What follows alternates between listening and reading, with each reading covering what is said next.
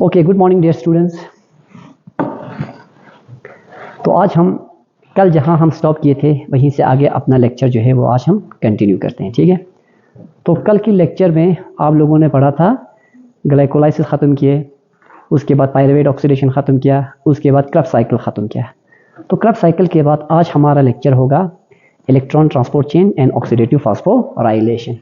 थोड़ा सा रिकैप करता हूं ताकि आप लोगों का कंसंट्रेशन यहाँ लेक्चर की तरफ बने रहे, ठीक है।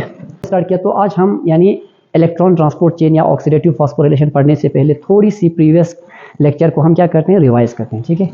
ग्लूकोज से बना 2 मॉलिक्यूल ऑफ पायरुवेट। क्या बना ग्लूकोज से? 2 मॉलिक्यूल ऑफ पायरुवेट। अब ग्लूकोज से 2 मॉलिक्यूल ऑफ पायरुवेट बना, इस प्रोसेस को हम कहते हैं ग्लाइकोलाइसिस।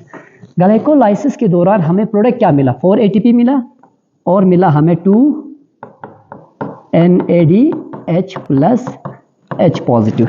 ये मिला कि नहीं मिला है? अब 4 ATP में से हमें पहले 5 स्टेप में एनर्जी इन्वेस्टमेंट फेज में 2 ATP यूज हुए थे। 4 ATP जनरेट हुआ कि नहीं हुआ? तो टोटल ग्रॉस ATP हमें मिला था 4। ग्रॉस ATP कितना मिला था? 4 ATP यूज हुए थे। ATP यूज हुए थे 2, तो 4 में से 2 सब्ट्रैक्ट करो तो हमें टोटल नेट ATP गेन कितना हुआ ग्लाइकोलाइसिस में? नेट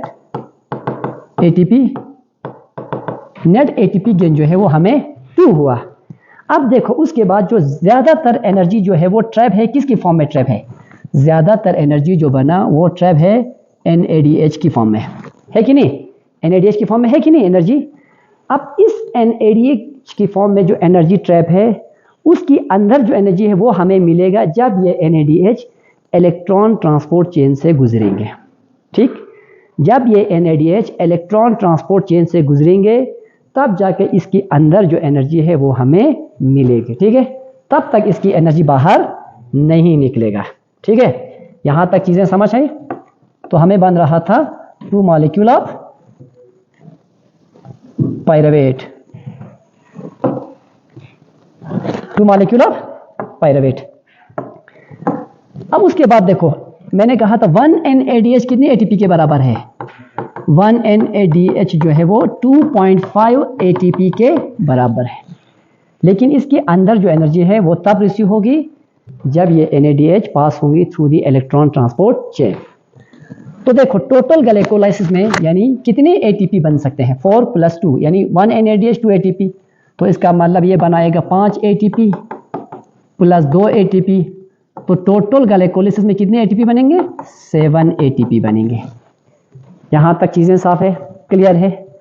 उसके बाद देखो अब पायरुवेट आगे क्या हो जाएंगे? पायरुवेट इंटर होगा, पायरुवेट का होगा पायरुवेट ऑक्सीडेशन। क्या होगा पायरुवेट का? Pyruvate oxidation.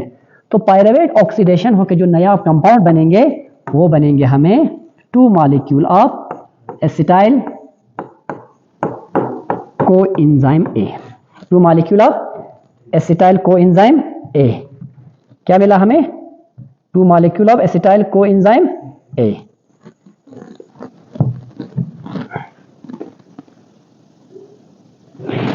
Two molecule of acetyl coenzyme A। अब इस दौरान क्या ATP निकला था बाहर? नहीं निकला था। इस दौरान निकला था, हमें मिला था 2 molecule of NADH plus H positive. और इस दौरान क्या निकला था बाहर? इस दौरान बाहर निकला था 2 मॉलिक्यूल ऑफ कार्बन डाइऑक्साइड। जब NADH इलेक्ट्रॉन ट्रांसपोर्ट चेन से गुजरेंगे ऑक्सीडेटिव फॉस्फोराइलेशन से, यानी ऑक्सीडेटिव फॉस्फोराइलेशन होगा, तब इस 2 NADH का कितना ATP बनेंगे? 2 NADH का बनेगा 5 ATP, ठीक। अब उसके बाद पायरुवेट ऑक्सीडेशन के बाद क्या होगा आगे? नेक्स्ट स्टेप होगा क्रब साइकिल। नेक्स्ट स्टेप क्या होगा? नेक्स्ट स्टेप होगा क्रब साइकिल।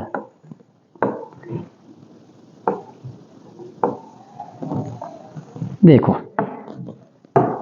नेक्स्ट स्टेप होगी हमारी क्रब साइकिल। तो इस क्रब साइकिल्स के दौरान हमें क्या क्या मिल सकते हैं? सबसे पहले हमें मिलेंगे यानी 6 NADH प्लस H पॉजिटिव। उसके बाद और क्या मिल सकते हैं? FADH कितना निकलेंगे?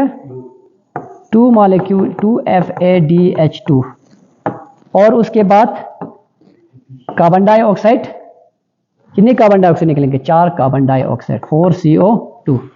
क्या ATP GTP बनेगा? यस, 2 ATP या GTP in case of animals, कुछ एनिमल्स में GTP बनते हैं, ठीक है।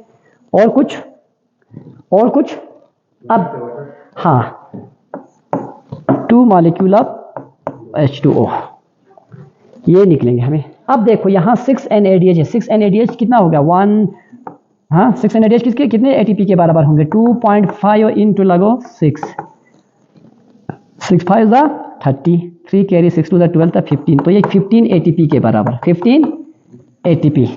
1 NADH कितने ATP के बराबर का था? 1.5 ATP के बराबर है कि नहीं? तो लगा 1.5 इंटू 2, 5 ATP, 5 ATP। अब देखो उसके बाद 2 ATP अलग, 2 ATP निकला हमें सीधा सबस्ट्रेट लेवल फॉस्फोराइलेशन से, सबस्ट्रेट लेवल। तो टोटल क्रब साइकिल के दौरान कितनी ATP का फॉर्मेशन हो सकता है? 15 प्लस 5 20, 20 प्लस 2 कितना हुआ? टोटल हो सकता है यानी 22 ATP का फॉर्मेशन होगी क्रब साइकिल में। 22 प्लस 5 कितना हुआ? 27, 27 प्लस 7 32। तो हमने इनिशियली कहा था, इनिशियली कितना कहा था? यानी जब एक ग्लूकोज मॉलिक्यूल का ब्रेकडाउन होगा तो उससे निकलेंगे 30 और 32 ATP। अब हम इस देखो NADH का ऑक्सीडेशन कराएंगे। जब NADH का ऑक्सीडेशन होगा तब जाके इस NADH के अंदर जो एनर्जी ट्रैप हुई थी वो बाहर निकलेंगे, फिर उससे बनेगा ATP। ठीक है, ये प्रोसेस क्लियर है। अब देखो जब इस NADH से यानी ATP बनेंगे, इस प्रोसेस को हम कहते हैं electron transport chain and oxidative phosphorylation. तो हमारा आज का टॉपिक होगा, ये तो कल का रिवाइज था, electron transport chain, electron transport chain, electron transport chain. ठीक है, अब देखो इलेक्ट्रॉन ट्रांसपोर्ट चेन में सबसे पहले क्या होगा? जो इलेक्ट्रॉन ट्रैप हुआ था किसके अंदर? NADH के अंदर जो एनर्जी ट्रैप थी, FADH की फॉर्म में जो एनर्जी ट्रैप थी, उस एनर्जी यानी उनका ऑक्सीडेशन होगा, फिर उससे हमें मिलेगा ATP। देखो जनरल आइडिया ये है, N times NADH plus H positive, तो इसका ऑक्सीडेशन होगा किसमें?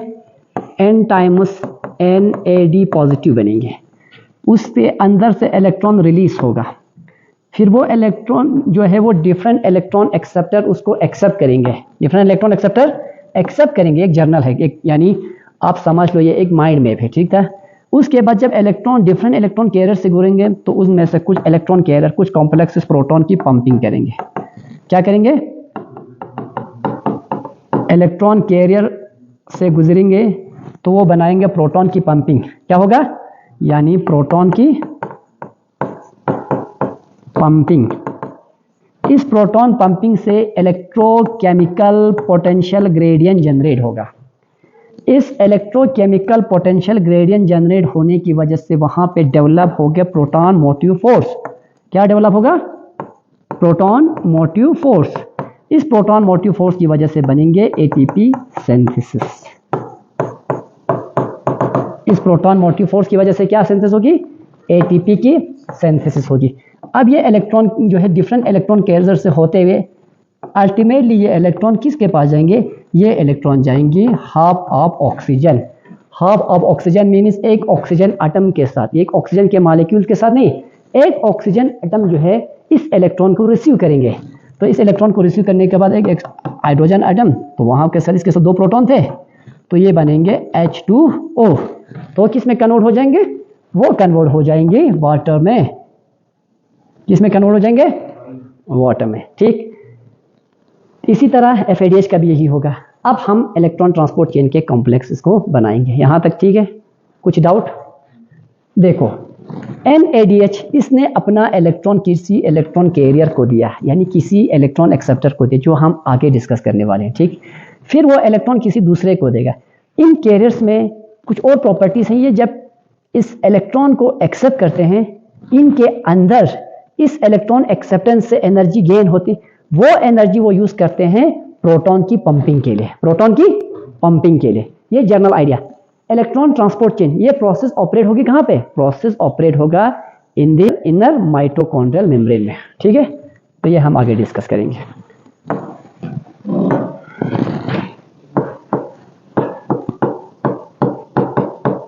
इलेक्ट्रॉन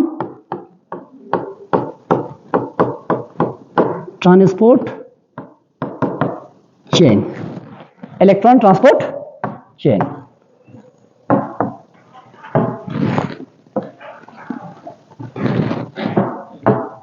देखो प्रोसेस कहां ऑपरेट होगी?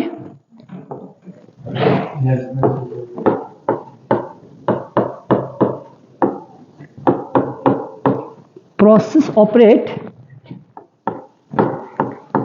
in the inner mitochondrial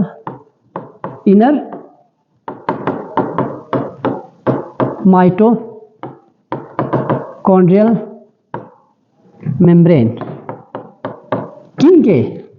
किनके इनर माइटोकॉन्ड्रियल में? यूकेरियोट्स के। किसके?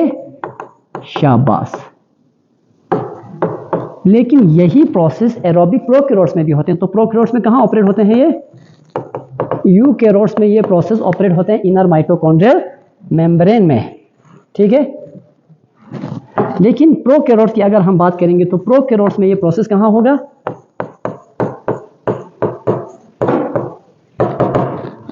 प्रोकैरियोट्स में ये प्रोसेस ऑपरेट होगी प्लाज्मा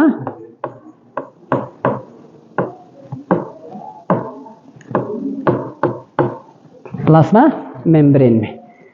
तो हमें थोड़ा सा माइटोकॉन्ड्रिया की स्ट्रक्चर को बनाने की ज़रूरत है कि नहीं? यस, हमें माइटोकॉन्ड्रिया की स्ट्रक्चर को बनाने की ज़रूरत है ताकि आपको ये प्रोसेस क्लियरली समझ आए। ठीक है, एक्चुअली कहाँ होते हैं ये कॉम्प्लेक्स, कैसे प्रेजेंट होते हैं, ये आपको समझ आए। यहाँ तक लिखा। अब हम माइटोकॉन्ड्रिया का स्ट्रक्चर बनाएंगे। ठीक है,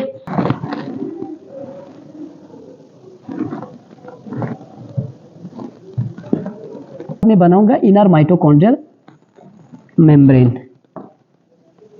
आपको पता है इनर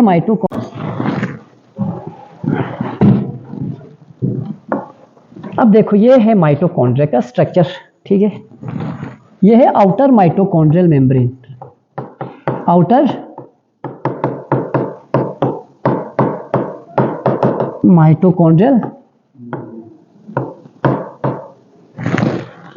माइटोकॉन्ड्रियल मेम्ब्रेन जो है वो पूरी तरह से परमेएबल है क्योंकि इसमें पोरीन प्रोटीन है। ये परमेएबल है आपने पोरीन की वजह से। ठीक, उसके बाद है इनर माइटोकॉन्ड्रियल मेम्ब्रेन। ये क्या है? इनर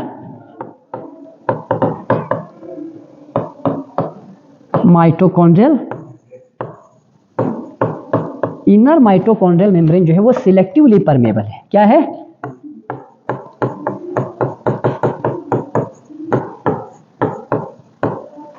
सिलेक्टिवली परमेएबल है। किसकी वजह से सिलेक्टिवली परमेएबल है? कार्डियोलिपिन प्रोटीन की वजह से। उसमें है कार्डियोलिपिन।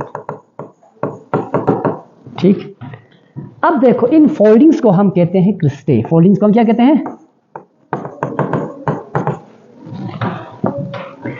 अब इस इनर माइटोकॉन्ड्रियल मेम्ब्रेन का मैं दो लेयर बनाऊंगा।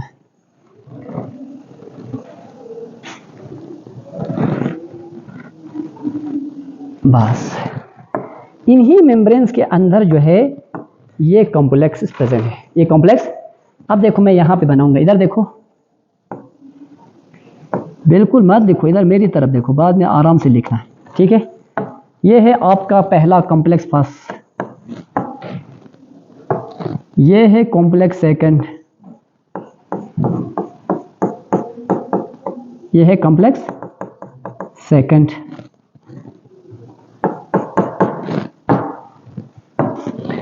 देखो इनके थ्रू प्रोटॉन्स की पंपिंग होते हैं। ये मैट्रिक्स है। ये वाला साइड कौन सी साइड है? ये जो है माइटोकॉन्ड्रिया की मैट्रिक्स साइड है। और ये जो बाहर की तरफ है इनके बीच ये है इंटर मेम्ब्रेन स्पेस। ये क्या है? Inter membrane space. क्या है ये? इधर बड़ा करके लिखता हूं, इंटर मेम्ब्रेन स्पेस है। ठीक, अब जब इलेक्ट्रॉन इधर से गुजरता है, इन ये सारे मेम्ब्रेन जो मैं बना रहा हूं ना, कॉम्प्लेक्स 1, कॉम्प्लेक्स सेकंड, उसके बाद लिखो कॉम्प्लेक्स थर्ड, कॉम्प्लेक्स थर्ड, उसके बाद आएगी कॉम्प्लेक्स 4, क्या है कॉम्प्लेक्स 4, उसके बाद कॉम्प्लेक्स 5, कॉम्प्लेक्स 5 को हम कहते हैं एटीपी सिंथेस, कॉम्प्लेक्स 5 को क्या कहते हैं हम, एटीपी। ये देखो ये है complex 5, complex 1, complex second, complex third, complex 4, ये कॉम्प्लेक्स 5।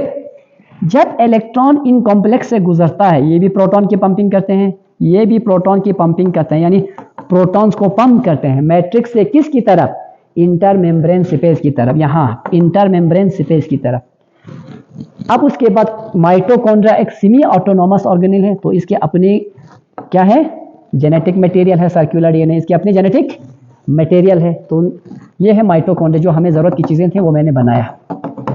तो माइटोकॉन्ड्रिया इस A double membrane bond organelle है, तो ये एक डबल मेम्ब्रेन बॉन्ड ऑर्गेनेल है एक। It is present in the cytoplasm of eukaryotic cell. अच्छा, outer membrane is permeable which allows any solid, liquid and gaseous particle to pass through it because the outer membrane is rich in porine protein, and the inner membrane is selectively permeable membrane. Selectively permeable membrane means those membrane which allows any selected solid or particle to pass through it, जो सिर्फ selected solute के particles को are पार जाने की इजाज़त देते हैं। और ये selectively permeable इसलिए ये मोस्टली बना है कार्डियोलिपिन का, कार्डियोलिपिन प्रोटीन का बना है। इन फोल्डिंग्स को हम कहते हैं क्रिस्टे। ये फोल्डिंग इसलिए है ताकि इनर का जो सरफेस एरिया जो है वो बढ़े, to increase the surface area these foldings are made. उसके बाद जो इलेक्ट्रॉन ट्रांसपोर्ट चेन के कॉम्प्लेक्स होते हैं, जो इलेक्ट्रॉन ट्रांसपोर्ट चेन के कॉम्प्लेक्स, वो सारे कॉम्प्लेक्स जो है इनर मेम्ब्रेन के अंदर मौजूद होते हैं, दिखाई कि ना। यानी ये है इलेक्ट्रॉन ट्रांसपोर्ट चेन के कॉम्प्लेक्स, कॉम्प्लेक्स सेकंड ये भी इलेक्ट्रॉन चेन के कॉम्प्लेक्स, कॉम्प्लेक्स थर्ड ये भी इलेक्ट्रॉन ट्रांसपोर्ट चेन के कॉम्प्लेक्स, कॉम्प्लेक्स 4 ये भी इलेक्ट्रॉन ट्रांसपोर्ट चेन के कॉम्प्लेक्स। ये एटीपी सिंथेस, ये क्या है, इसको हम कहते हैं F0, ये है F1 पार्टिकल, जिसका पूरा नाम है ATP synthase.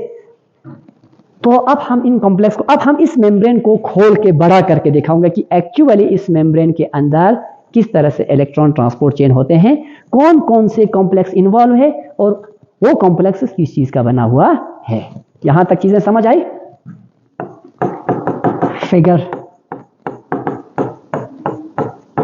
Structure of mitochondria, structure of mitochondria.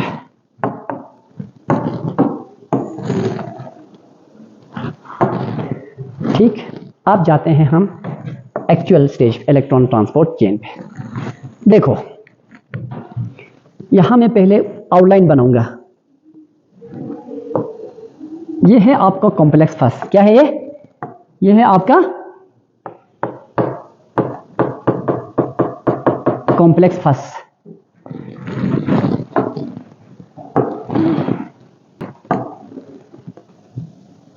ये है आपको कॉम्प्लेक्स सेकंड, ठीक, complex second, complex first, complex second. ये है आपका कॉम्प्लेक्स थर्ड, ये है आपका कॉम्प्लेक्स थर्ड,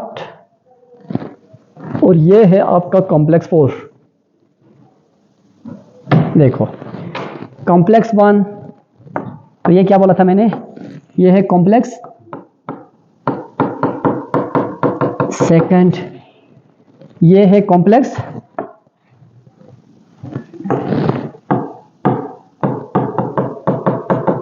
थर्ड, ये है कॉम्प्लेक्स 4। देखो कॉम्प्लेक्स फर्स्ट को हम कहते हैं NADH डिहाइड्रोजिनेस। NADH ये रिस्पॉन्सिबल है, NADH का ऑक्सीडेशन करते हैं। NADH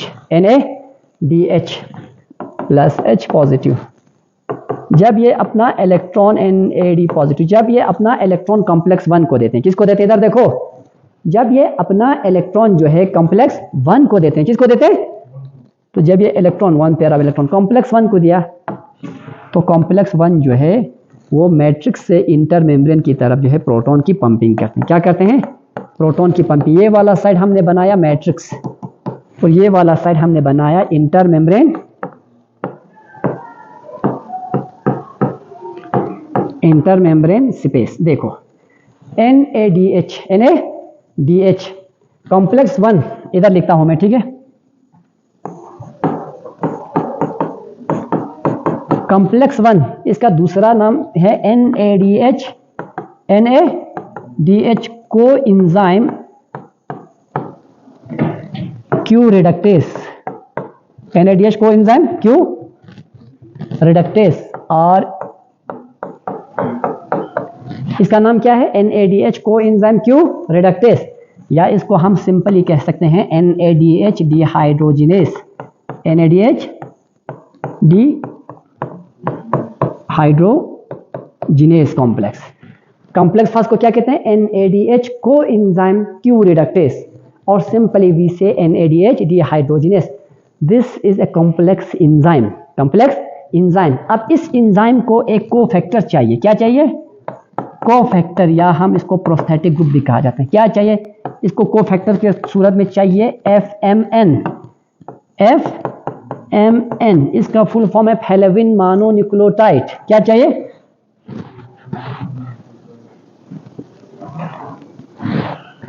तो इसका फुल फॉर्म क्या कहा?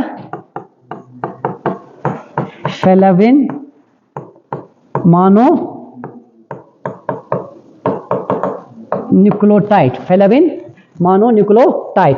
और चाहिए दूसरा आयरन सल्फर FeS। और क्या चाहिए? Iron sulphur. ये है कोफैक्टर। इस एंजाइम को इफेक्टिवली काम करने के लिए ये प्रोस्थेटिक ग्रुप यानी ये कोफैक्टर चाहिए, फैलेविन मोनोन्यूक्लियोटाइड और आयरन सल्फर। अब ये अपना इलेक्ट्रॉन देते हैं किसको? कॉम्प्लेक्स फर्स्ट को। अपना इलेक्ट्रॉन किसको देते हैं? कॉम्प्लेक्स फर्स्ट को। जब इलेक्ट्रॉन इस कॉम्प्लेक्स फर्स्ट के अंदर से गुजरता है, जब इसके अंदर से गुजरता है, तो इस इलेक्ट्रॉन के गुजरने की वजह से उस इलेक्ट्रॉन के पास हाई एनर्जी होते हैं, इस कॉम्प्लेक्स को मिल जाते हैं एनर्जी। वो एनर्जी वो यूटिलाइज करते हैं प्रोटॉन की पंपिंग के लिए। तो वो क्या करते हैं? प्रोटॉन्स को पंपिंग करते हैं। कहां से किस तरफ? मैट्रिक्स से इंटर मेम्ब्रेन की तरफ, यानी मैंने यहां पे दिखाया मैट्रिक्स से इंटर मेम्ब्रेन की तरफ। Complex first is responsible for proton pumping, is responsible for proton pumping. देखो जब एक पेयर इलेक्ट्रॉन कॉम्प्लेक्स फर्स्ट से, यानी इस कॉम्प्लेक्स का नाम क्या है? NADH dehydrogenase. ये है ना NADH। यहां लिखने की तो जरूरत नहीं, मैंने वहां लिखा है, ठीक है।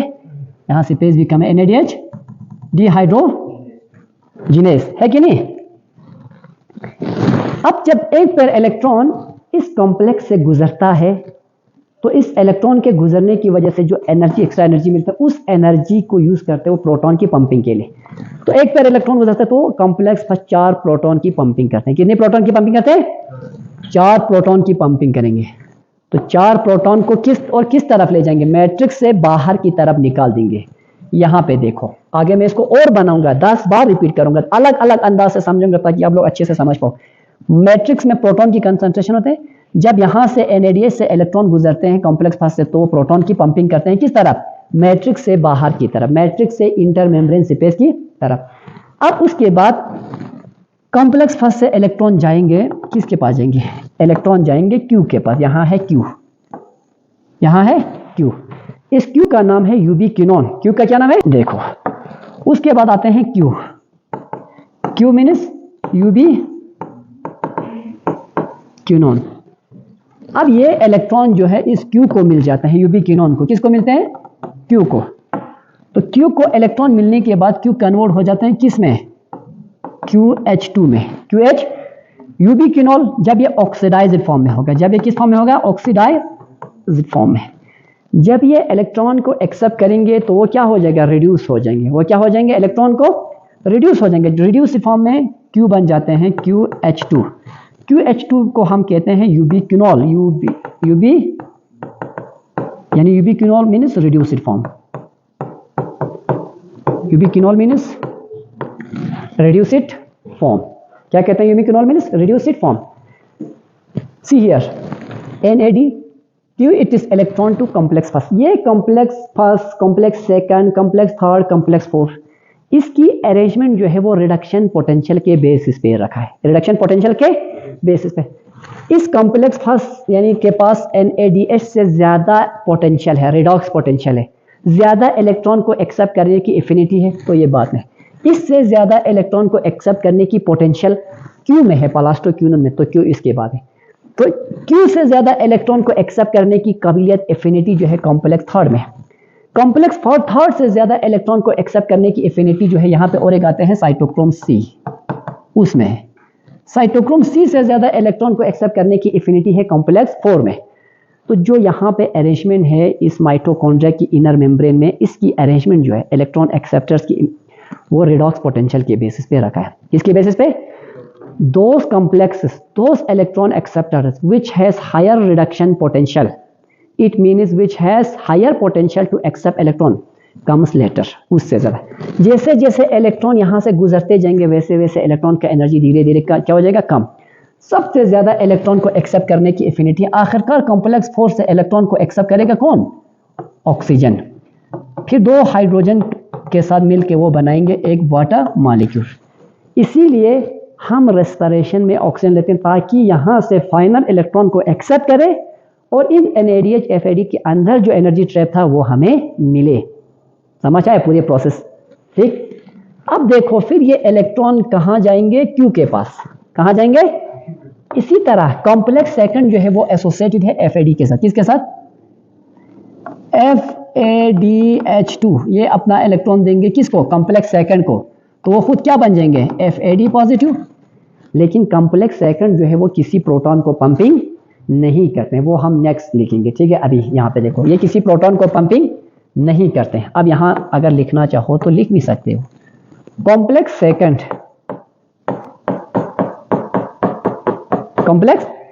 कॉम्प्लेक्स सेकंड का नाम है कॉम्प्लेक्स सेकंड का नाम succinate dehydrogenase, succinate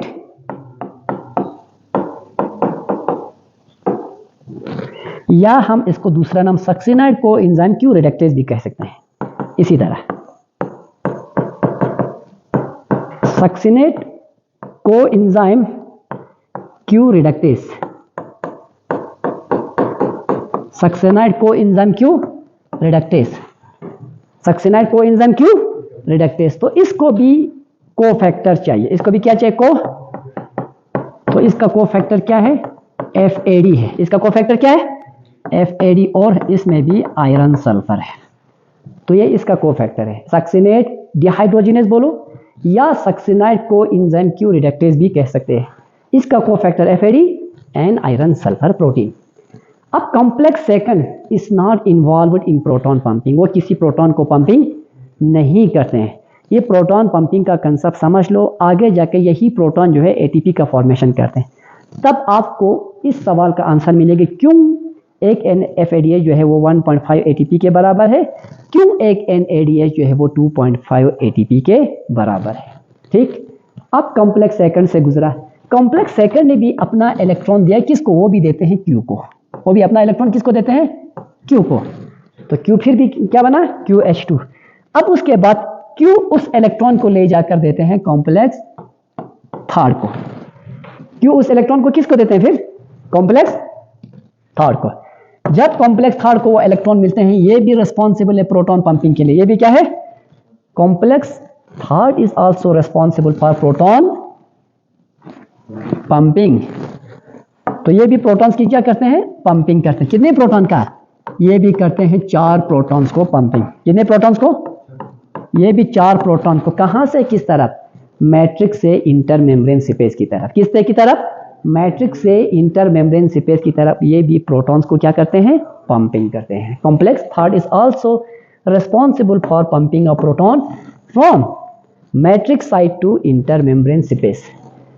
Then the electron coming from the complex first and complex second both reach to complex third. Then complex third gives this electron to किसको देते हैं? वो ट्रांसफर करते हैं साइटोक्रोम C को। किसको देते हैं?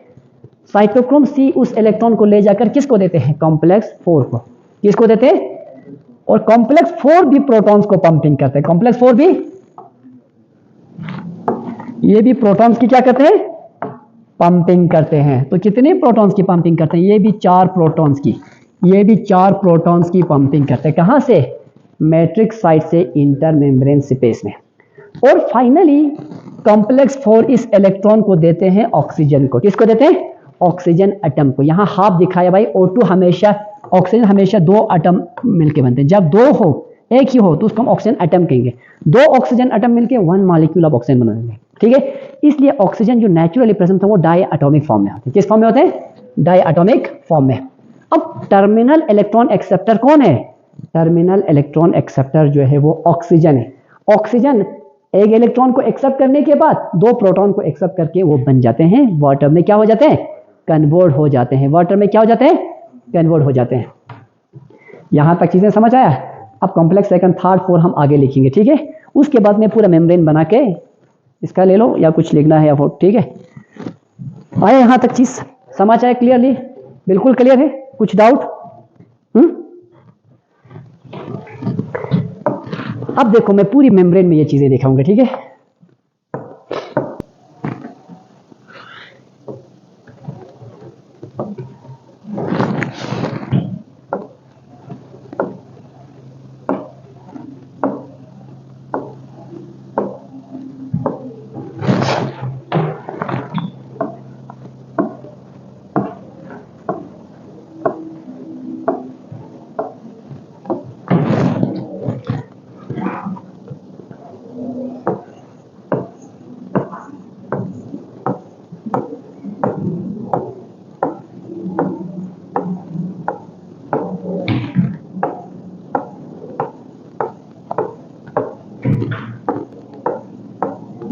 रहा हूं इनर माइटोकॉन्ड्रियल मेम्ब्रेन। तो इनर माइटोकॉन्ड्रियल मेम्ब्रेन जो फॉस्फोलिपिड बाइलेयर की बनी होती है। हर मेम्ब्रेन जो है मोस्टली फॉस्फोलिपिड बाइलेयर की होती है, ठीक है।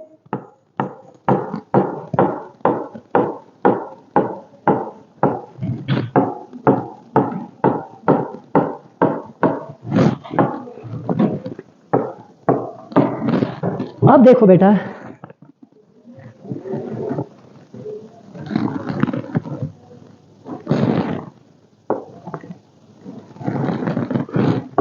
ये है आपका कॉम्प्लेक्स फस। क्या है ये? कॉम्प्लेक्स फस एक इंटीग्रल प्रोटीन है, एक इंटीग्रल प्रोटीन कॉम्प्लेक्स है। क्या है? कॉम्प्लेक्स फस। कॉम्प्लेक्स फस किससे जुड़ा था? NADH से। किससे जुड़ा था? NADH। अब इधर देखो, जब NADH यहां पे ऑक्सीडाइज हो जाते हैं, अभी जो एनर्जी था वो किसके पास था? NADH के पास। किसके पास था? अभी जो एनर्जी था वो किसके पास था? NADH का। तो NADH ने जब अपना इलेक्ट्रॉन दिया कॉम्प्लेक्स फस को, तो खुद कन्वर्ट हो गया फिर से ऑक्सीडाइज्ड फॉर्म में NAD पॉजिटिव। देखो अभी जो इलेक्ट्रॉन एक्सेप्ट किए थे वो NADH के पास थे। अब इस NADH ने अपना इलेक्ट्रॉन दिया किसको? कॉम्प्लेक्स फस को। कॉम्प्लेक्स फस, मैंने कहा कॉम्प्लेक्स फस किस चीज का बनाते हैं? NADH को एंजाइम क्यू रिडक्टेस। NADH में को फैक्टर होते हैं। सबसे पहले वो देगा FMN को। किसके देगा इलेक्ट्रॉन? वो इलेक्ट्रॉन देगा FMN को। फिर FMN से वो इलेक्ट्रॉन, FMN किसको देगा इलेक्ट्रॉन? FMN देगा इलेक्ट्रॉन किसको? आयरन सल्फर प्रोटीन को। आयरन सल्फर प्रोटीन को। अब इधर देखो, ये वाला साइड जो मैं बना रहा हूं ये मैट्रिक्स साइड है। ये कौन सी साइड है? ये जो है इंटर मेम्ब्रेन है। क्या है ये?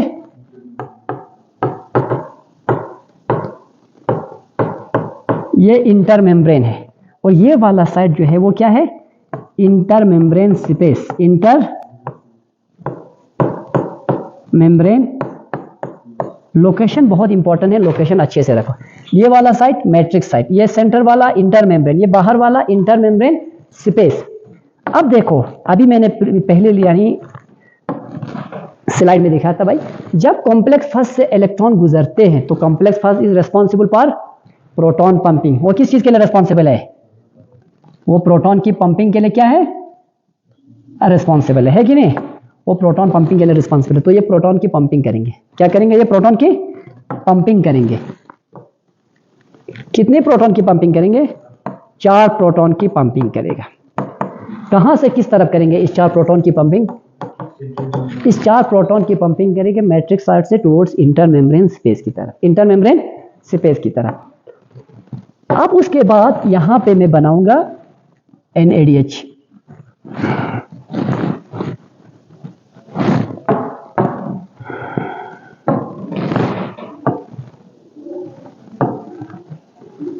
ये है आपका कॉम्प्लेक्स सेकंड। क्या है ये? ये क्या है? ये है आपका कॉम्प्लेक्स सेकंड। अब मैं ज़्यादा नहीं लिखूंगा, ये सिर्फ सेकंड लिखूंगा। अब कॉम्प्लेक्स सेकंड भी इलेक्ट्रॉन्स को रिलीज करते हैं, FADH2 इलेक्ट्रॉन को रिलीज करते हैं। किसको देते हैं वो अपना इलेक्ट्रॉन? कॉम्प्लेक्स सेकंड को। कॉम्प्लेक्स सेकंड ये खुद ऑक्सीडाइज हो जाएंगे, FAD पॉजिटिव। अब कॉम्प्लेक्स सेकंड में इलेक्ट्रॉन को सबसे पहले एक्सेप्ट कौन करेंगे? सबसे पहले इसको एक्सेप्ट करेंगे FAD, फिर FAD से आयरन सल्फर। इस इलेक्ट्रॉन को कौन एक्सेप्ट करेंगे? आयरन। अब देखो दो तरीके से इलेक्ट्रॉन आ रहा है, यहां से भी इलेक्ट्रॉन आया, ये इलेक्ट्रॉन मिला Q को, यहां से भी इलेक्ट्रॉन आया, वो भी मिला किसको? Q को। दोनों इलेक्ट्रॉन दोनों तरफ से इलेक्ट्रॉन को एक्सेप्ट करने के बाद Q रिड्यूस हो जाएंगे किस में? QH2 में। Q को क्या कहा था? Q को कहा था यूबिक्विनॉल। क्या कहा था? जब ये फुली ऑक्सीडाइज होगा यूबिक्विनॉल। जब पहले ये एक इलेक्ट्रॉन को एक्सेप्ट करेगा सेमी यूबिक्विनॉल, जब ये दो इलेक्ट्रॉन को एक्सेप्ट करेगा फुली रिड्यूस होगा, तब बनेगा क्या कहेंगे? Full ubiquinone. अब यहां से भी इलेक्ट्रॉन आया, यहां से भी इलेक्ट्रॉन आया, दोनों इलेक्ट्रॉन जो है वो अब किसके पास पहुंचा? Q के पास। और यूबिक्विनॉल जो है वो क्या है? एक ट्रांस मेम्ब्रेन प्रोटीन है, ये बिल्कुल मेम्ब्रेन के अंदर एम्बेडेड है, ठीक है। एक नॉन पोलर जो है वो एक प्रोटीन कॉम्प्लेक्स है। अब उसके बाद Q उस इलेक्ट्रॉन को किसको देंगे? Q ले जाकर इस इलेक्ट्रॉन को देंगे कॉम्प्लेक्स किसको देंगे? कॉम्प्लेक्स थर्ड को।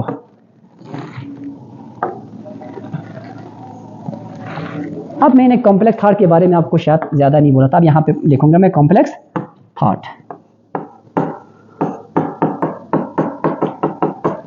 कॉम्प्लेक्स थर्ड का नाम है साइटोक्रोम BC1। क्या नाम है इसका नाम?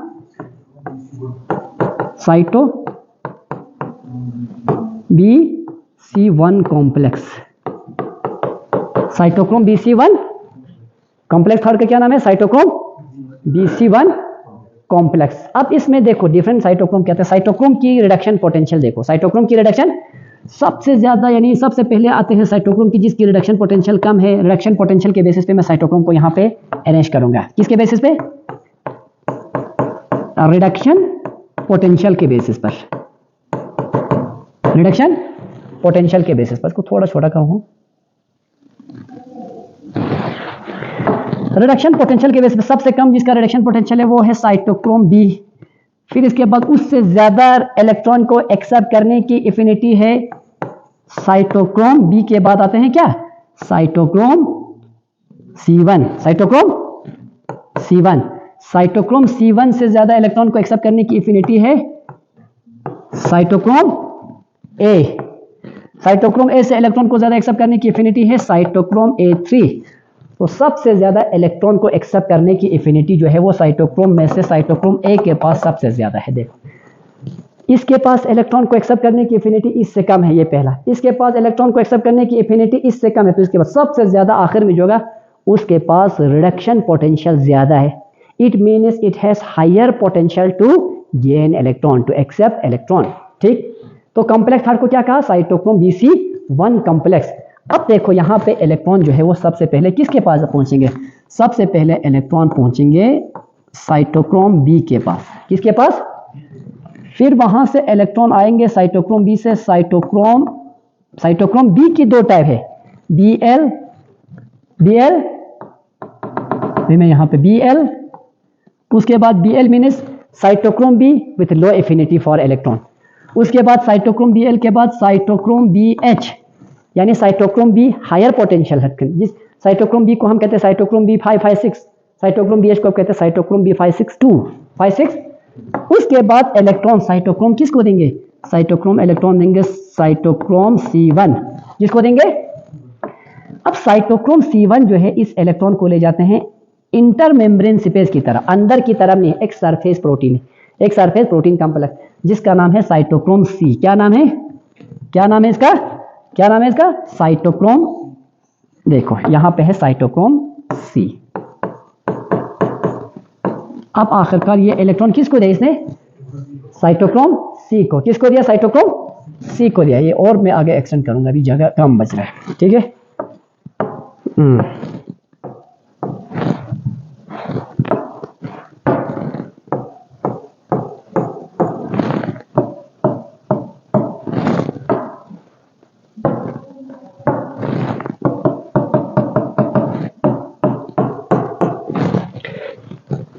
वेरी गुड, यहां तक चीजें समझ आए। साइटोक्रोम सी जो है अपना इलेक्ट्रॉन जो है वो किसको देगा, कॉम्प्लेक्स 4 को। किसको देगा, अब कॉम्प्लेक्स 4 आएंगे यहां पे,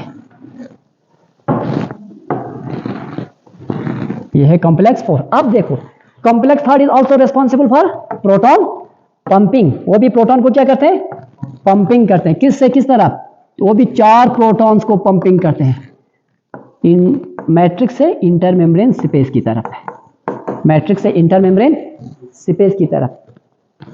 complex 3 also known as cytochrome bc1 complex which consists of cytochrome b, then iron sulfur, फिर साइटोक्रोम सी, फिर आयरन सल्फर, फिर साइटोक्रोम C1। ठीक है, तो साइटोक्रोम बी के बाद आयरन, यहाँ पे देखो फिर भी इसमें भी आयरन सल्फर प्रोटीन है, इसमें भी क्या है, आयरन सल्फर प्रोटीन। अब बी का मैं सिर्फ एक ही लिखूंगा आपकी अंडरस्टैंडिंग के लिए, मैं लिखूंगा FeS, फिर साइटोक्रोम C1, फिर साइटोक्रोम C। अब उसके बाद अब इलेक्ट्रॉन किसके पास आ गया, इलेक्ट्रॉन आ गया साइटोक्रोम C के पास। साइटोक्रोम C जो है एक सरफेस प्रोटीन है which lies towards intermembrane space site.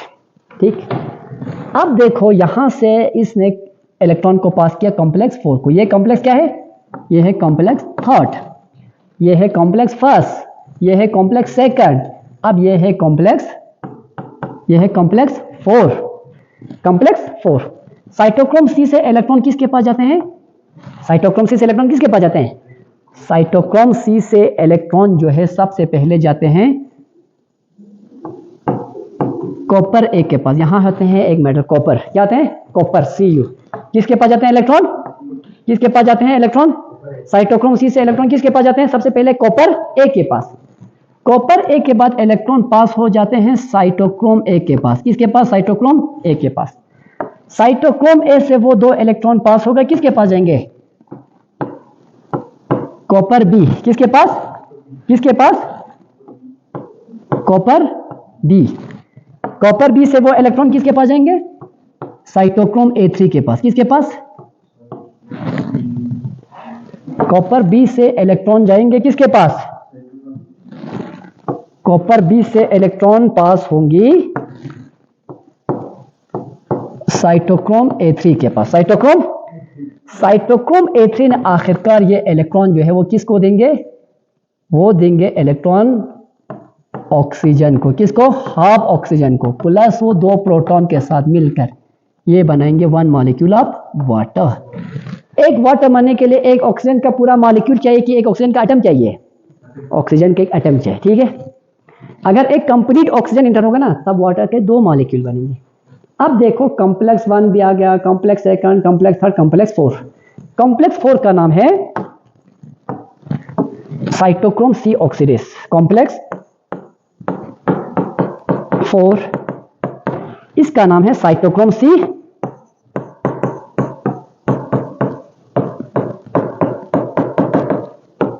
Oxidase. Cytochrome C, इस कॉम्प्लेक्स में क्या क्या इन्वॉल्व है, रिडक्शन प्रोडक्ट सीक्वेंशियल बेसिस पे।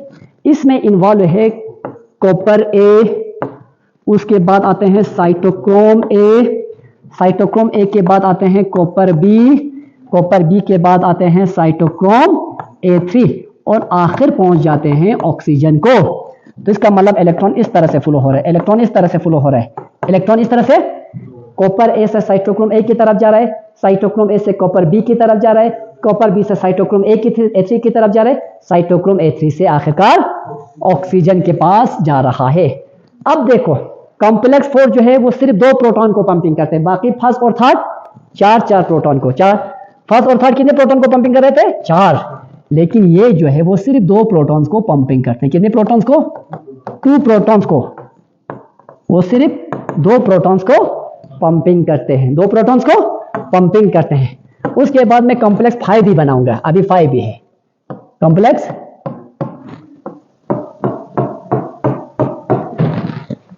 कॉम्प्लेक्स 5 को हम कहते हैं एटीपी सिंथेस। कॉम्प्लेक्स 5 को क्या कहते हैं, एटीपी सिंथेस। कॉम्प्लेक्स 5 को एटीपी, देखो ये है कॉम्प्लेक्स 5, ये मैट्रिक्स वाला साइड। ठीक है, जो मेम्ब्रेन के अंदर है उसको हम कहते हैं F0 पार्टिकल, जो बाहर होते हैं उसको हम कहते हैं F1 पार्टिकल। क्या कहते हैं, F1 पार्टिकल। अब यहां पे प्रोटॉन की कंसंट्रेशन बढ़ गया, इसको हम कॉम्प्लेक्स 5 कहेंगे। इसको हम क्या कहेंगे, कॉम्प्लेक्स कॉम्प्लेक्स 5 का दूसरा नाम है एटीपी सिंथेस। कॉम्प्लेक्स 5 का दूसरा नाम क्या है? ATP synthase. कॉम्प्लेक्स 5 का नाम जो है, सेकंड नेम जो है एटीपी सिंथेस। अब इधर देखो, यहां तक इलेक्ट्रॉन ट्रांसपोर्ट चेन पूरी तरह से कंप्लीट हुआ। अभी एटीपी बना नहीं बना? कहां बना? अभी एटीपी नहीं बना। अब इनसे जो एटीपी बनेगा वो स्टेप है ऑक्सीडेटिव फॉस्फोराइलेशन। ऑक्सीडेटिव फॉस्फो, इस चीज को और थोड़ा अच्छे से समझ लो। कॉम्प्लेक्स फर्स्ट, इसका नाम है NADH कोएंजाइम Q रिडक्टेज, और सिंपली वी से NADH dehydrogenase. This complex is responsible for oxidation of NADH. NADH gives its electron to complex first NADH. So first the electron is reached to FMN, then it passed to FES, then iron sulfur protein से वो electron किसको जाएंगे? Q को जाएंगे। किसको जाएंगे electron? Q को। Q oxidised form में होगा तो इसका नाम क्या है? यूबिक्विनॉल। पहले वो एक इलेक्ट्रॉन एक्सेप्ट करता है, उसके 3 ऑक्सीडेशन स्टेज हैं, फिर वो बन जाते हैं यूबीसिमिक्विनॉल, यूबीसिमिक्विनॉन। फिर दूसरा इलेक्ट्रॉन एक्सेप्ट करने के बाद वो बन जाते हैं यूबिक्विनॉन। क्या बन जाते हैं? अब उसी तरह दूसरा कॉम्प्लेक्स जो है वो रिस्पॉन्सिबल है FADH2 को ऑक्सीडाइज करने के लिए, responsible for oxidation of FADH2. So FADH2 gives its electron to complex second succinate dehydrogenase complex. It oxidizes into FAD positive. ठीक। अब कॉम्प्लेक्स सेकंड में फर्स्ट इलेक्ट्रॉन FAD के पास, फिर iron sulphur, then this electron is pass to Q। तो दोनों तरफ से इलेक्ट्रॉन कहां पहुंचते हैं? किसके पास पहुंचते हैं? Q के पास। किसके पास पहुंचते हैं? Q के पास। उसके बाद देखो, अब उसके बाद दोनों Q ने इलेक्ट्रॉन को पास करके किसको दे दी? इलेक्ट्रॉन को पास करके इस Q ने दी कॉम्प्लेक्स थर्ड को। किसको दिया? इलेक्ट्रॉन को कहां पास करके दिया? कॉम्प्लेक्स थर्ड को। Complex third is also called cytochrome BC1 complex. तो इसमें साइटोक्रोम B के 2 टाइप होते हैं, BL एंड BH। सबसे पहले साइटोक्रोम B, फिर इसके बाद साइटोक्रोम साइटोक्रोम B, फिर आयरन सल्फर, फिर साइटोक्रोम C1 के पास। पहले इलेक्ट्रॉन किसके पास जाएंगे? इलेक्ट्रॉन जाएंगे BL के पास, फिर इसके बाद BF आयरन सल्फर के पास, फिर BH के पास, फिर साइटोक्रोम C1 के पास ये इलेक्ट्रॉन जाएंगे। अब आखिरकार वो साइटोक्रोम C1 ने इलेक्ट्रॉन को पास करके किसको दिए? साइटोक्रोम C को। साइटोक्रोम C को। साइटोक्रोम C जो है वो है एक सरफेस प्रोटीन, एक मोबाइल प्रोटीन। साइटोक्रोम C उस इलेक्ट्रॉन को पास करके देते हैं कॉम्प्लेक्स 4 को। कॉम्प्लेक्स 4 का क्या नाम था? Cytochrome C oxidase. Cytochrome C oxidase. अब वहां पे इलेक्ट्रॉन किस तरह से फ्लो होगा? सबसे पहले अंदर पहुंचने के बाद वो जाएंगे कॉपर A के पास, कॉपर A से इलेक्ट्रॉन जाएंगे साइटोक्रोम A के पास, साइटोक्रोम A से इलेक्ट्रॉन जाएंगे कॉपर B के पास, कॉपर B से इलेक्ट्रॉन जाएंगे साइटोक्रोम A3 के पास, साइटोक्रोम A3 से इलेक्ट्रॉन पास होगा फाइनली ऑक्सीजन के पास। ऑक्सीजन रिड्यूस होके वाटर में कन्वर्ट हो जाएंगे, वाटर में कन्वर्ट हो जाएंगे। अब देखो, अभी मैट्रिक्स से सारा प्रोटॉन किसकी तरफ भेज दिया है? इंटरमेम्ब्रेन स्पेस की तरफ। तो इसका मतलब यहाँ इंटरमेम्ब्रेन स्पेस की तरफ भेजा, तो यहाँ पे प्रोटॉन की वजह से यहाँ पे पॉजिटिव चार्ज आएगा। आएगा कि नहीं आएगा? तो इस साइड से क्या आएगा? नेगेटिव चार्ज आएगा। क्यों? क्योंकि यहाँ प्रोटॉन की कंसंट्रेशन कम हो रहा है। जितने भी प्रोटॉन यहाँ थे, वहां से प्रोटॉन जो है वो सारा बाहर की तरफ आ रहा है। कहाँ आ रहा है? यहाँ से सारा प्रोटॉन जो है वो बाहर की तरफ आ रहा है। इसलिए यहाँ क्या हो जाएंगे? पोटेंशियल ग्रेडियंट डेवलप हो गए। क्या हो गए यहाँ पे? यही मैंने पहले आउटलाइन में दिया था। देखो, पहले मैंने स्टार्टिंग में FADH से इलेक्ट्रॉन जाएंगे, फिर प्रोटॉन की पंपिंग होगी, फिर इलेक्ट्रोकेमिकल पोटेंशियल ग्रेडियंट डेवलप हो गए। अब यहाँ पे होगी इलेक्ट्रोकेमिकल पोटेंशियल ग्रेडियंट डेवलप, जो मैंने पहले स्टार्टिंग में आउटलाइन दी, बिल्कुल उसके अकॉर्डिंग हमने करके दिखाया कि नहीं दिखाया? तो ये है, यहाँ पे डेवलप होगी क्या? यहाँ पे डेवलप होगी electrochemical potential gradient. Develop electrochemical potential gradient. क्या डेवलप होगी? तो इस इलेक्ट्रोकेमिकल पोटेंशियल डेवलप होने की वजह से इंटरमेम्ब्रेन स्पेस और माइटोकॉन्ड्रियल मैट्रिक्स के बीच pH का भी डिफरेंस आएगा। मगर pH में उतना डिफरेंस तो नहीं आते हैं। pH के डिफरेंस आते हैं, यहाँ पे pH बन जाते हैं 7, यहाँ पे pH बन जाते हैं 8, यहाँ पे pH बन जाते हैं 7। लेकिन एक यूनिट pH में जो डिफरेंस है वो 10 फोल्ड जो है प्रोटॉन की कंसंट्रेशन में डिफरेंस आते हैं। ठीक। और मेम्ब्रेन के बीच इलेक्ट्रोकेमिकल पोटेंशियल ग्रेडियंट, जिसकी वजह से प्रोटॉन मोटिव 4 डेवलप हो गए। तो डेवलपिंग यानी प्रोटॉन मोटिव 4 डेवलप होगी ना। अब ये प्रोटॉन कोशिश करेंगे वापस अंदर मैट्रिक्स में जाने की कोशिश करेंगे। जितने भी यहाँ प्रोटॉन की कंसंट्रेशन बढ़ा, तो ये प्रोटॉन जो है वो वापस इसको फिर से मैट्रिक्स में जाने के लिए एक ही रास्ता है, वो है एटीपी सिंथेस, बाकी कहीं जगह से वापस नहीं जा सकता। ये सारा प्रोटॉन जो है वो इस एटीपी सिंथेस से जब अंदर की तरफ जाएंगे तो एटीपी का फॉर्मेशन होगा। क्या होगा? एटीपी का फॉर्मेशन। ये लिखा, इसको मैं थोड़ा नीचे करके वो भी दिखाऊंगा, ठीक है? थोड़ा सा नीचे करूंगा क्योंकि स्पेस बहुत कम बची। या थोड़ा छोटा कर सकता हूं? हाँ, थोड़ा छोटा करूं। अब देखो यहाँ पे प्रोटॉन, यहाँ पे प्रोटॉन, यहाँ पे प्रोटॉन की कंसंट्रेशन क्या हुआ? बढ़ गया। किस तरफ? ये कौन सा साइड है? ये साइड है inter membrane space, inter membrane space. ये वाला साइड कौन सा था? ये वाला साइड था मैट्रिक्स। अब due to development of electrochemical potential gradient there occur proton motive force, These proton tend to come back into the matrix site। ये प्रोटॉन वापस किस तरफ आने की कोशिश करेंगे? मैट्रिक्स साइट की तरफ आने की कोशिश। लेकिन ये कहां से आएंगे? ये आएंगे सिर्फ एटीपी सिंथेसिस से। किसके? अब यहां से ये सारे प्रोटॉन जो है, ये सारे प्रोटॉन जो है, ये सारे प्रोटॉन जो है वो यहां से इंटर होगा। कहां से? F0 और F1 पार्टिकल से, दोनों को मिला के हम कहते हैं एटीपी सिंथेस। एटीपी। अब जब यहां से आते हैं इस मैट्रिक्स के अंदर ऑलरेडी एडीपी यानी इनऑर्गेनिक फॉस्फेट एबंडेंट अमाउंट में मौजूद होते हैं। ADP inorganic phosphate abundant amount में मौजूद। अब यहां पहुंचते हैं तो जब यहां से प्रोटॉन गुजरते हैं, जब यहां से प्रोटॉन गुजरते हैं तो उस वक्त प्रोटॉन यहां से गुजरते वक्त उससे एनर्जी रिलीज होती है। क्या होते हैं? उस एनर्जी को ये एटीपी सिंथेस यूज करते हैं सेल के अंदर एडीपी और इनऑर्गेनिक फॉस्फेट को कंबाइन करने के लिए। क्या करने के लिए? अब इस एनर्जी को यूज करके इस एटीपी सिंथेस ने क्या किया है? एडीपी क्या? एडीपी को किसके साथ अटैच की? एडीपी को इनऑर्गेनिक फॉस्फेट के साथ अटैच करके ये बना रहे हैं एटीपी। क्या बना रहे हैं? ये बना रहे हैं एटीपी।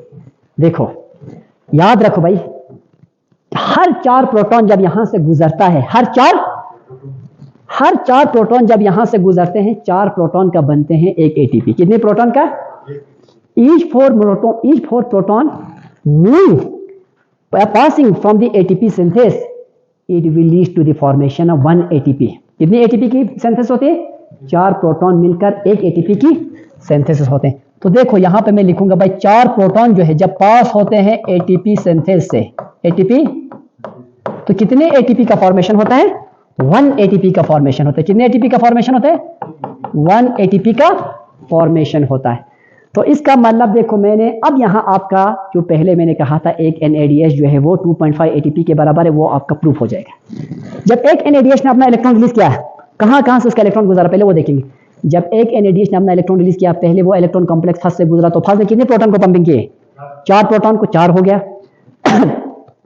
फिर इसके बाद इसका इलेक्ट्रॉन कॉम्प्लेक्स थर्ड के पास पहुंचा। किसके पास पहुंचा? कॉम्प्लेक्स थर्ड के पास। तो कॉम्प्लेक्स थर्ड ने भी 4 प्रोटॉन को, इसी CNADH की इलेक्ट्रॉन से 4 प्रोटॉन की यहां पंपिंग होगी, 4 प्रोटॉन की यहां पंपिंग। फिर वो इलेक्ट्रॉन कॉम्प्लेक्स 4 पे गया, 4 ने 2 प्रोटॉन को पंपिंग की, 4 ने 2 प्रोटॉन्स को पंपिंग की। तो टोटल कितने प्रोटॉन की पंपिंग होगी एक NADH से? 10। एक NADH से कितने प्रोटॉन की पंपिंग हो गई?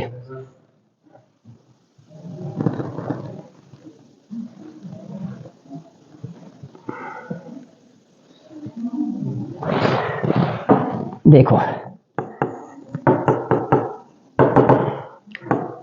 1 NADH की ऑक्सीडेशन से कितने प्रोटॉन की पंपिंग होगी? 10 प्रोटॉन की पंपिंग होगी। 10 प्रोटॉन की, तो 10 प्रोटॉन की पंपिंग। हर 4 प्रोटॉन से कितने बनेंगे? ईच 4 प्रोटॉन से बनेंगे एक एटीपी। तो टोटल एक NADH कितने एटीपी के बराबर हो गए? 2.5। प्रूफ हुआ कि नहीं हुआ? 4 का 1 बना, 8 का 2 बना, 2 का आधा ही बना, तो कितने के बराबर है? अक्सर बुक्स में जो क्लासिक बुक्स होते हैं, पुराने कन्वेंशनल बुक्स में 1 NADH is equal to 3 ATP। 3 ये गलत है, ठीक है? ये आप लेटेस्ट बुक जो आजकल आप कैंसिल करोगी, जैसे कि टेज एंड जैगर, लेनेंजर वगैरह जो फॉरेन ऑथर्स के बुक होते हैं, टेज, जैगर, लेनेंजर्स की, हॉपकिंस में, उनमें ये है 2.5 ATP, ठीक है? तो वो जो 3 ATP वहाँ लिखाते हैं, लेकिन पंपिंग के दौरान बराबर कैलकुलेशन नहीं निकलते हैं। तो एक्चुअली जो लेटेस्ट अभी जो इन्फॉर्मेशन है वो है 2.5 ATP। आपके बुक में शायद एनसीईआरटी बुक में भी 3 ATP लिखा है, बट दैट्स नॉट ट्रू। तो 1 NADH is equal to 2.5 ATP। अब मैं बोलूँ एक FADH जो है वो 1.5 ATP के बराबर क्यों है? क्योंकि FADH कॉम्प्लेक्स सेकंड से गुजरता, सेकंड तो कोई प्रोटॉन की पंपिंग, अब उसका इलेक्ट्रॉन थर्ड के पास गया, उसने 4 प्रोटॉन की क्या की पंपिंग की, फिर कॉम्प्लेक्स 4 के पास उसने 2 की, तो टोटल एक जब FADH से इलेक्ट्रॉन निकलता है तो कितनी प्रोटॉन की पंपिंग? कुल 6 की। तो 6 इज इक्वल टू, तो यहां पे ऑक्सीडेशन जब हुआ ऑफ FADH2 से कितनी प्रोटॉन की फ्लो हुई? टोटल 6 प्रोटॉन की फ्लो हुआ। तो वो आगे जाके कितना बनेंगे? 4 प्रोटॉन मैंने कहा था इज इक्वल टू 1 ATP, तो ये बनेंगे 1.5 ATP के बराबर, 1.5 ATP के बराबर। अब उसके बाद आपके सिलेबस में भी है और आजकल latest cyanide resistant pathway, cyanide resistant pathway, वो मैं कल बढ़ूंगा थोड़ा सा इनहिबिटर्स के साथ, ठीक है? आज लंबा तो नहीं होगा, तो बाकी हाँ वो मैं पढ़ाऊंगा साइनाइड रेजिस्टेंट पाथवे कल। इसको आज सेव रखो, कल यहीं, फिर इसको दोबारा बनाने की जरूरत नहीं। 1 मिनट, ठीक है? तो कल हम साइनाइड रेजिस्टेंट पाथवे पढ़ेंगे। आज का लेक्चर हम यहीं पे ख़त्म करते हैं। कल हमारा ATP सिंथेसिस से किस तरह से ATP का फॉर्मेशन होता है वो पढ़ेंगे, ऑक्सीडेटिव फॉस्फोराइलेशन। तो दूसरा उसके साथ हम पढ़ेंगे cyanide resistant pathway. Cyanide resistant pathway जो है इसके साथ जुड़ा हुआ है, ठीक है? जब आपने आज इलेक्ट्रॉन ट्रांसपोर्ट चेन को अच्छे से समझ ली तो साइनाइड रेजिस्टेंट पाथवे को भी आप अच्छे से समझ पाओगे, ठीक है? तो thank you for your concentration. Okay, कल हम शुरू करेंगे ऑक्सीडेटिव फॉस्फोराइलेशन।